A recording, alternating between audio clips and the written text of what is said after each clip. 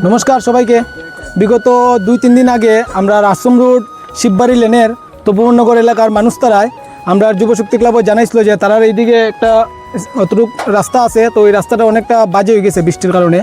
তো তারা এদিকে আসা যাওয়া করতে অনেকটা অসুবিধা হয়ে যায়। আর বিশেষ করে এখানে একটা স্কুলও আছে, স্কুলও বাচ্চারা যেতে অনেকটা অসুবিধা হয়ে যায়। তো আমরা তাদের কাছে এটা কথা দিয়ে গেছিলাম যে আপনারা একটা আমরা বাঁশের ব্রিজ বানিয়ে দিমু।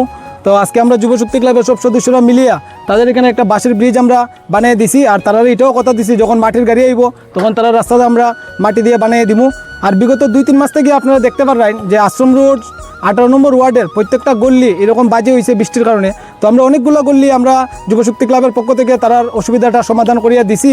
আরও অনেকগুলো গল্লি রয়ে গেছে, তো আমরা ভবিষ্যতে চেষ্টা করলাম যে এই গল্লিগুলা ঠিক করিয়া দেওয়ার। আর আপনাদের কাছে আমার একটাই কথা যে আপনারাও যদি এরকম কোনো অসুবিধা থাকে আমরা কাছে জানাইবেন।